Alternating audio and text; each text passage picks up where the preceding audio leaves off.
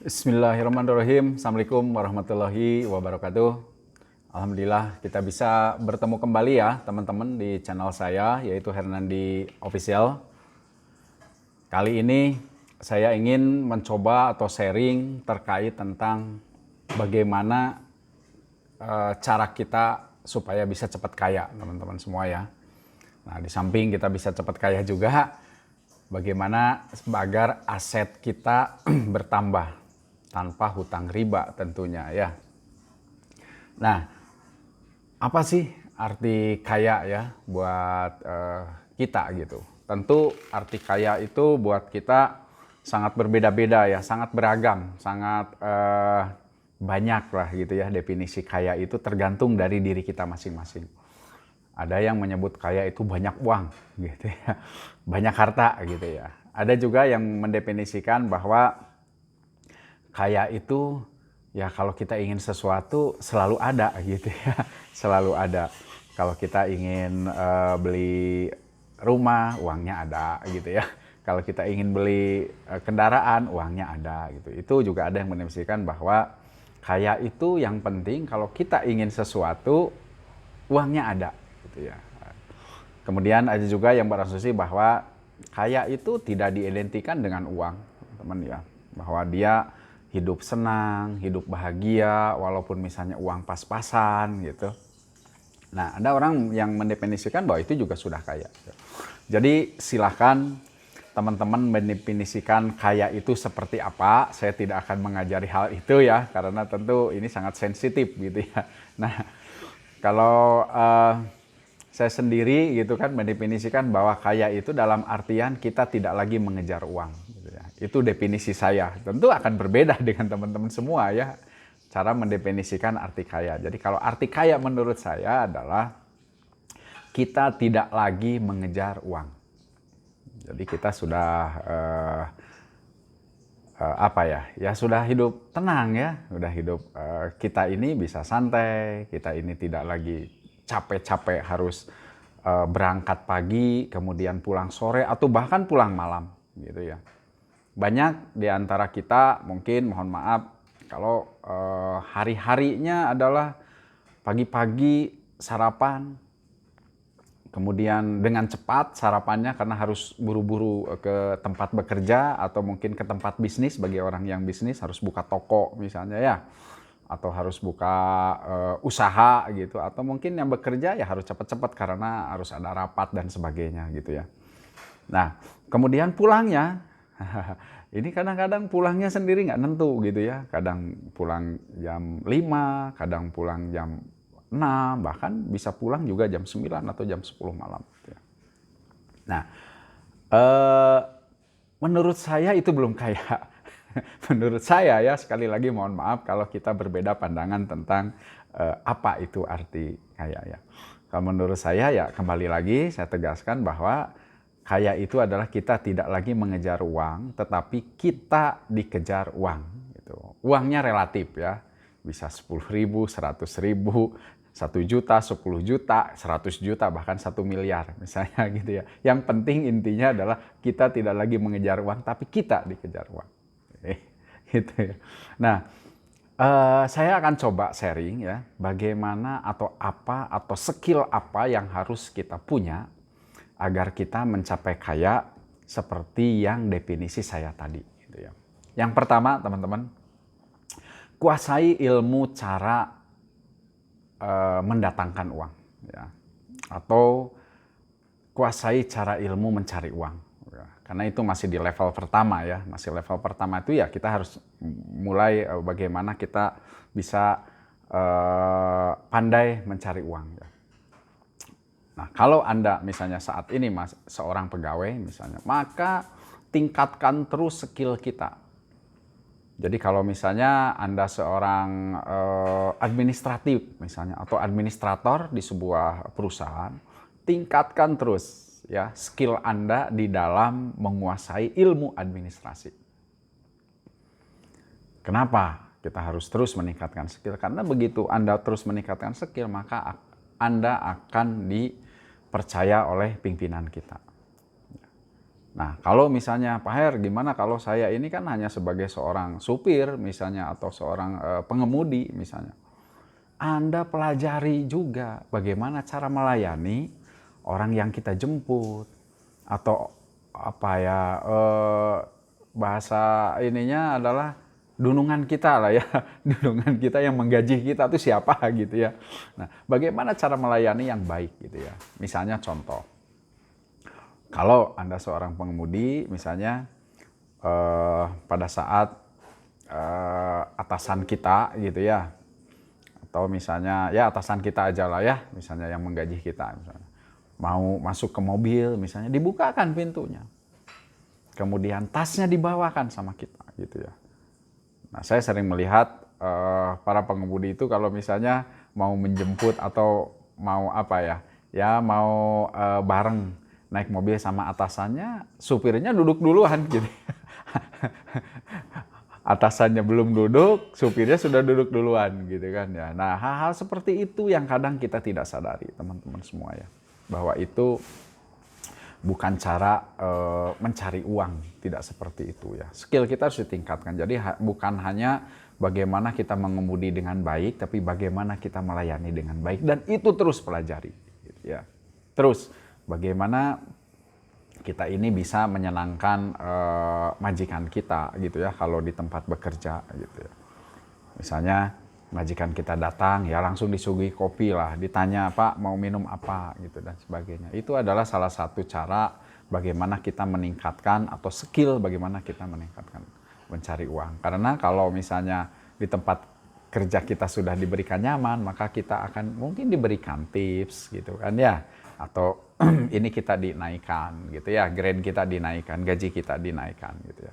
Jadi jangan berharap kalau bekerja itu ya gitu-gitu aja gitu ya. Kita udah merasa bahwa saya udah merasa bekerja dengan keras gitu kan, tapi kok gaji saya nggak naik-naik gitu ya.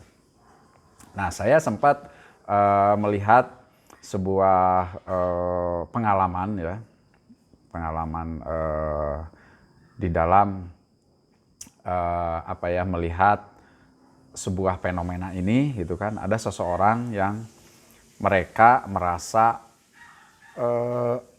kerjanya sudah lama, jadi merasa kerjanya sudah sangat senior gitu kan ya, sehingga minta kenaikan gaji kepada seorang pimpinannya atau seorang atasannya. Pak, saya ini kerja udah 10 tahun, 15 tahun Pak, tapi kenapa gaji saya kok seperti ini aja? Sedangkan yang baru-baru kemarin ada yang kerja baru 5 bulan, 6 bulan, gajinya udah hampir sama dengan saya gitu ya. Kemudian seorang atasan memberikan tugas kepada yang bersangkutan, saya kebetulan mau pergi keluar kota, ada meeting, tanya gitu ya. Silakan Anda siapkan. Wah, gampang itu. Oke, silakan. Kalau gampang Anda siapkan. Dia datang lagi ke ruangan pimpinannya, Pak, saya sudah menyiapkan tiket pesawat, gitu ya. Oke. Kemudian saya nanti di sana tidur di mana? Kemudian hotel apa? Kira-kira jarak dari hotel ke tempat meeting itu kira-kira berapa lama? Oh iya, saya akan tanyakan lagi.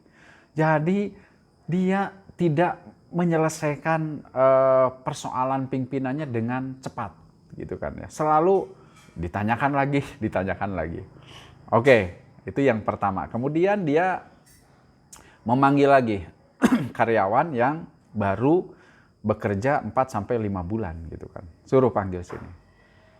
Mas, saya ini mau meeting keluar kota. Silahkan tolong disiapkan segala sesuatunya. Baik, Pak. Saya akan menyiapkan segala sesuatunya dengan baik. Dia keluar, kemudian dia lapor kembali kepada pimpinannya dan melaporkan bahwa apa yang dia laporkan? Yang dia laporkan adalah, Pak, tiket pesawat udah kita siapkan, ini tiketnya, ini nomor tiketnya karena kita beli online. Bapak nanti setelah tiba di bandara, Bapak akan dijemput oleh pihak hotel. Hotel sudah kita siapkan, hotelnya ini, kamarnya, gambarnya seperti ini gitu kan ya. Kemudian ke tempat meeting itu hanya 5-10 menit. Di tempat meeting Bapak nanti akan ditunggui oleh supir sampai selesai acara meetingnya dan bisa kembali lagi ke hotel. Nah, kalau kita lihat dari fenomena itu, siapa yang sebetulnya pintar mencari uang di sana? Tentu adalah pegawai atau karyawan yang kedua, teman-teman semua ya. Makanya kenapa gaji mereka bisa cepat naiknya. Nah itu maksud saya, kenapa kita harus belajar skill bagaimana cara mencari uang itu. Itu untuk karyawan ya. Kalau untuk pebisnis gimana Pak? Ya kalau untuk pebisnis, tentu kita harus mampu melayani para pelanggan-pelanggan kita dengan baik. Ya. Itu intinya ya. Jadi pelanggan kita harus dimanjakan oleh kita gitu ya. Jadi kalau pelanggan kita misalnya middle atau menengah ke bawah misalnya, ya kita layani mereka dengan baik, kita harus menjadi solusi buat mereka. Tapi kalau misalnya pelanggan kita dari middle ke atas misalnya, buat mereka nyaman. Ya, karena buat orang-orang yang sudah middle ke atas itu harga sudah tidak jadi masalah gitu. Yang dicari oleh mereka adalah kenyamanan. Nah itu salah satu contoh ya, bagaimana kita harus belajar, dan belajar. Karena dari belajar itulah maka uang akan mencari kita. Silakan ya, dicoba ini level 1 teman-teman ya, baru di level 1. Kemudian bagaimana skill kalau kita ingin cepat kaya adalah karena ada 3 skill yang ingin saya sampaikan. Itu yang kedua adalah kuasai ilmu cara menyimpan uang, teman-teman. Jadi Anda kalau nanti sudah bisa mencari uang dan bahkan uang itu adalah mencari kita, misalnya, gitu ya, maka kuasai ilmu cara menyimpan uang. Mohon maaf ini teman-teman, kebanyakan dari kita ini kalau udah punya uang lebih apa yang dilakukan? Misalnya kita ini baru naik jabatan, misalnya ya. Kalau yang bekerja saya selalu diambil dari 2 sisi ya. Naik jabatan, kemudian gajinya bertambah kurang lebih misalnya 3-5 juta rupiah misalnya. Apa yang biasa dilakukan oleh teman-teman kalau misalnya itu terjadi? Kebanyakan adalah mereka merubah gaya hidup, langsung rubah gaya hidupnya. Yang biasanya mereka naik motor, sekarang mereka pingin naik mobil tentunya, pingin beli mobil. Walaupun beli mobilnya adalah nyicil. Karena dia berprinsip bahwa saya sekarang ada tambahan 5 juta, berarti 5 juta ini bisa saya pakai untuk beli kendaraan dengan cara mencicil. Toh saya tidak mengeluarkan uang lebih, katanya gitu kan. Kemudian yang biasa dilakukan oleh orang kalau kita ada penambahan pendapatan, mereka mengganti handphonenya, teman-teman semua ya. Yang tadinya misalnya pakai Oppo udah nyaman dia menggunakan Oppo, udah bisa WA, udah bisa YouTube misalnya ya, atau udah bisa cek semua kegiatan-kegiatan di kantornya atau kegiatan-kegiatan di bisnisnya, maka mereka akan berlomba-lomba untuk mengganti HP-nya dengan Samsung misalnya ya, atau mungkin dengan Apple gitu ya. Padahal apa? Padahal fungsinya sama, teman-teman ya. Tidak ada yang rubah gitu kan ya. Tapi kadang kita ingin dipandang ya, bahwa nih HP-nya sekarang udah Samsung nih. HP-nya udah Apple nih gitu kan. Itu yang kadang menghinggap di hati kita, teman-teman ya. Nah, menurut saya itu adalah cara yang belum tepat ya, belum tepat waktunya ya, belum tepat waktunya. Karena kita baru mendapatkan uang lebih dari situ. Harusnya kita mampu untuk menyimpan uang itu, harusnya kita mampu saving uang itu. Karena apa? Karena bisa saja jabatan itu hanya bersifat sementara gitu ya. Kenaikan gaji kita itu hanya bersifat sementara, teman-teman ya. Anda dipindahkan divisinya dari divisi A ke divisi B misalnya. Kemudian naik nih gajinya gitu kan ya. Nah, jangan merubah gaya hidup dulu. Itu pesan saya, saran saya ya. Silahkan nanti Anda coba. Dan banyak orang yang tadinya menggunakan bajunya biasa-biasa saja, ya sekarang sudah rubah. Beli bajunya yang bermerek. Ya, sepatunya yang bermerek. Biasa beli sepatu Cibaduyut misalnya, ya sekarang sepatunya harus bermerek misalnya kan. Tentu itu akan menguras dana penghasilan kita gitu kan ya. Padahal sebetulnya fungsinya ya sama saja gitu ya, tidak menghasilkan uang gitu. Nah, bagaimana seharusnya ya kalau kita ada penambahan pendapatan? Saran saya adalah tabung dalam bentuk emas batangan. Ya. tabung dalam bentuk emas batangan. Anda bisa bayangkan kalau misalnya kita ada penambahan uang 5 juta, 5 juta mungkin bisa dapat beli emas itu mungkin 5 sampai 6 gram lah ya, kurang lebih lah ya gitu. Anda setiap bulan Anda bisa beli 5 gram aja lah ya, 5 gram. Berarti dalam 1 tahun Anda bisa sampai 60 gram. Nah, 60 gram berapa gitu kan ya? Kan bisa kurang lebih 500 juta ya, kurang lebih itu ya. Kalau sebulan 50 juta sorry ya, 50 juta sampai 60 juta dalam 1 tahun. Itu hanya 1 tahun saja. Nah, Anda bayangkan kalau itu menjadi 10 tahun. Mungkin 10 tahun harga emasnya sendiri sudah naik, teman-teman semua ya. Jadi lebih baik saran saya, gaya hidup Anda jangan rubah. Ya, tapi Anda mulai saving dari situ ke emas batangan. Jangan ke yang lain dulu, teman-teman ya. Karena apa? Karena kalau yang lain sifatnya akan menyusut, gitu. Akan mungkin harganya juga akan turun, gitu kan. Atau mungkin Anda main saham misalnya. Menurut saya sih jangan dulu lah ya. Jangan dulu, itu butuh skill yang betul-betul luar biasa, gitu kan ya. Butuh ilmu yang sangat dalam, gitu. Kalau Anda mau main di saham misalnya, gitu. Sementara menurut saya sih ya yang aman aja, supaya uang kita juga aman, gitu kan. Nah, apakah itu cukup sampai di situ, Pak ya? Belum cukup. Kalau Anda hanya mengandalkan saving di emas, ya hidup Anda akan begitu-begitu aja, teman-teman semua ya. Nah, yang terakhir adalah, ini yang luar biasa, adalah kuasai ilmu cara berternak uang, teman-teman semua ya. Kuasai ilmu cara berternak uang. Loh, apa itu ilmu cara berternak uang? Bagaimana uang itu bisa menghasilkan uang, teman-teman. Jadi saya di awal tadi bahwa yang namanya kita disebut kaya itu adalah kita tidak usah lagi banyak mencari uang, capek sana kemari gitu kan ya, mencari uang gitu. Bagaimana uang ini bisa menghasilkan uang? Sehingga kita, maaf misalnya kalau hanya duduk manis di rumah aja kita sudah dapat uang gitu ya. Gitu. Walaupun uangnya relatif lah ya, kalau untuk relatif uangnya itu berapa gitu. Tapi minimal bertahap kita bisa seperti itu. Jadi jangan sampai kita bekerja, mengejar ke sana kemari, tahu-tahu 2 tahun lagi, 5 tahun lagi kita pensiun. Jadi kita lupa gitu ya, bahwa kita belum menyiapkan masa pensiun kita, teman-teman semua ya. Jadi kuasai, yang terakhir adalah kuasai cara berternak uang gitu kan. Bagaimana cara menumbuhkan uang kita gitu. Nah, ambilkan contoh misalnya ya, saya ambilkan contoh kecil aja nih, cara menumbuhkan uang nih teman-teman. Misalnya kita beli beras 1 kilo harganya 10.000. Beli beras harganya 1 kilo 10.000. Nah, kemudian kita jadikan nasi, teman-teman. Kita jadikan nasi, maka 1 piring nasi biasanya dijual berapa? Dijual 5.000 lah biasanya ya, 5.000 per piring. Sedangkan 1 kilo itu bisa menjadi 10 piring nasi, teman-teman semua. Jadi kita bisa mendapatkan yang tadinya harganya 10.000 1 kilo, sekarang sudah bisa dirubah menjadi 10 piring nasi kali 5.000, yaitu menjadi 50.000. Itu salah satunya adalah bagaimana cara beternak uang. Ya. Jadi uang bisa menghasilkan uang lagi, gitu kan ya. Kemudian Anda misalnya menjual apapun, silahkan ya. Anda misalnya menjual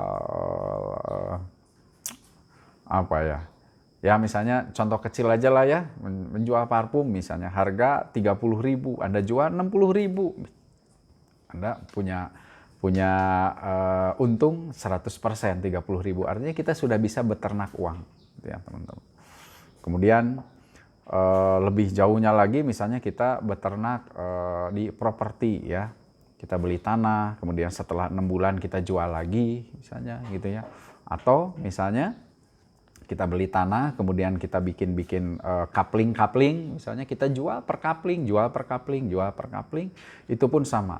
Yang tadinya uangnya hanya sekian, itu akan bertumbuh sangat-sangat luar biasa gitu kan. Insya Allah nanti akan saya sharingkan bagaimana cara bisnis properti ya, atau bagaimana cara beternak uang lewat bisnis properti. Insya Allah nanti saya akan coba sharingkan ya di video-video berikutnya.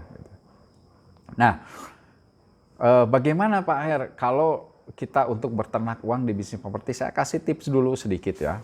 Anda cari properti ya yang murah-murah aja ya, yang sesuai dengan kemampuan kita. Misalnya kita hanya mampu cicil 1 juta ya, cari properti yang bisa dicicil 1 juta. Ya. Kalau misalnya belum dengan rumahnya ya beli tanahnya aja dulu, teman-teman. Beli tanahnya dulu ya. Karena apa? Harga tanah itu adalah akan cepat naik gitu ya. Misalnya saya bikin program menjual properti, DP-nya bisa dicicil 2 tahun misalnya ya. Kan kalau DP kan cukup mahal ya, misalnya DP-nya 120 juta misalnya. Wah, orang kalau harus nyiapin uang 120 juta berat nih Pak Her gitu kan. Makanya saya coba membuat program adalah DP 120 juta itu dicicil sampai 2 tahun. Artinya apa? Artinya kita hanya bisa mencicil DP itu adalah 5 juta 1 bulan. Nah, kalau misalnya tambahan Anda gajinya adalah 5 juta 1 bulan, kenapa kita tidak diinvestasikan ke sana? Kenapa kita malah dijadikan untuk merubah gaya hidup kita? Gitu ya. Kalau rubah gaya hidup kita kan yang menikmati sebetulnya orang lain ya teman-teman ya. Orang lain yang menikmatinya sebetulnya ya. Karena ngelihat bahwa oh si itu hebat, misalnya HP-nya ganti. Oh si itu hebat, yang tadinya motor sekarang naik mobil gitu kan. Tapi kitanya sebetulnya belum tentu menikmatinya. Belum bisa menikmatinya dalam jangka waktu panjang, teman-teman. Coba kalau Anda belikan properti. DP 120 juta gitu ya. Misalnya, pada saat Anda selesai nyicil DP gitu kan ya. Kira-kira propertinya udah naik apa belum setelah 2 tahun, teman-teman semua? Coba bisa dibayangin ya. Misalnya saya saat ini menjual properti harga 400 juta, DP 30%, yaitu artinya 120 juta dicicil selama 2 tahun. Nah, kemudian cicilan kesananya bisa 10, bisa 15 tahun, bahkan bisa 20 tahun gitu kan. Ya, oke lah, itu nanti disesuaikan. Ada yang cicilan 2,5 juta, 3 juta, 3,5 itu sesuai. Tapi kita nggak ke situ dulu. Kita fokuskan ke yang ini dulu nih, misalnya ya. Cicil, kemudian selama 2 tahun kita hanya mengeluarkan uang 120 juta. Nah, saya proyeksikan harga properti ya, setelah 2 tahun itu kenaikannya 100 juta, teman-teman. Karena apa? Karena setiap tahun properti itu yang di tempat saya itu kebetulan kenaikannya 50 juta per tahun. Itu dari pengalaman saya membangun klaster 1, kemudian klaster 2, dan sekarang udah ke klaster yang ke-3 gitu di satu wilayah, Jadi saya tahu persis kenaikannya per tahun berapa properti di sana. Nah, kalau Anda misalnya mau jual kembali setelah 2 tahun, kira-kira Anda untung berapa? Jadi Anda hanya mengeluarkan uang 120 juta, itu pun dicicil 5 juta, 5 juta, 5 juta. Setelah 2 tahun, maka Anda bisa jual properti itu sebesar 500 juta. Ya, 500 juta, teman-teman. Wah, kalau 500 juta sulit, Pak Her. Ya DP. DP-nya adalah menjadi 220 juta. Jadi Anda jual sebesar 500 juta, misalnya ya dikalikan DP-nya aja yang kita minta adalah DP-nya adalah 220 juta rupiah. Sehingga cicilan kesananya adalah sama ya dengan yang pada saat bertransaksi dengan saya gitu. Misalnya 3 juta ya 3 juta. Jadi tidak memberatkan orang itu. Kita hanya main di DP misalnya. Ada orang yang punya uang segitu ya tentu banyak ya, teman-teman semua banyak sekali gitu. Bisa juga misalnya dicicil aja lah 220 misalnya dicicil 6 bulan misalnya. Nggak ada masalah kan dicicil 6 bulan gitu ya. Maka Anda akan punya untung 100 juta rupiah hanya dalam jangka waktu 1 tahun. Nah itu salah satu contoh aja ya teman-teman. Mohon maaf saya hanya ngasih ilustrasi saja itu ya, bahwa kalau kita ingin beternak uang itu hanya 2 ya yang biasa saya lakukan, yaitu beternak uang di emas batangan. Biarkan itu untuk jangka waktu yang lama ya gitu kan. Mungkin masa pensiun saya baru saya pakai gitu ya. Biarkan saja seolah-olah kita lupa lah ya, lupakan aja gitu. Kita beli simpen di safety deposit box ya. Simpen aja di bank gitu kan, di deposit box di bank gitu. Di SDB namanya, safe deposit box gitu. Kemudian yang kedua adalah Anda cari properti-properti yang tentu harus tanpa bank, teman-teman. Kalau dengan bank ya nggak bisa ya. Bank itu DP-nya harus lunas ya lunas saat itu juga, pada saat akan kredit saat itu ya DP-nya harus lunas. Tapi kalau berbentuk syariah kita bisa langsung ke developer misalnya ya, cari developer yang memang sudah Anda kenal baik gitu kan, sudah Anda tahu kredibilitasnya seperti apa. Anda bisa cek misalnya kalau Anda mau kredit syariah ke seseorang misalnya ya, cek dulu apakah orang itu betul, atau misalnya tanah yang dijualnya itu tanah punya orang atau bukan gitu. Jangan-jangan yang dijualnya adalah bukan tanah miliknya misalnya gitu kan ya. Ya itu bisa terjadi teman-teman ya semua. Nah, sehingga ada fleksibilitas di sana. Karena di dalam syariah itu di perjalanan Anda bisa dijual lagi ke orang lain ya, tanpa harus berurusan lagi dengan bank. Itu kan Anda tinggal take over aja, tinggal nanti datang ke notaris, kumpul nanti di notaris, tanda tangan, selesai, kita udah punya dapat untung yang sangat besar gitu teman. Jadi dan terus, jadi kalau itu udah dilakukan, Anda lakukan lagi ya, diulang lagi cara seperti itu, diulang lagi cara seperti itu. Itulah yang disebut dengan cara berternak uang. Saya kira itu teman-teman ya, karena ini waktu juga yang sudah hampir 45 menit nih, nggak kerasa ya kita sharing di pagi hari ini. Nah, kalau kita sudah mampu untuk beternak uang, maka Anda boleh merubah gaya hidup lah. Ya, Anda bolehlah merubah gaya hidup lah.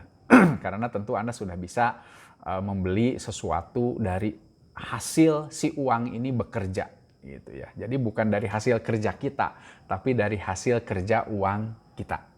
Gitu ya.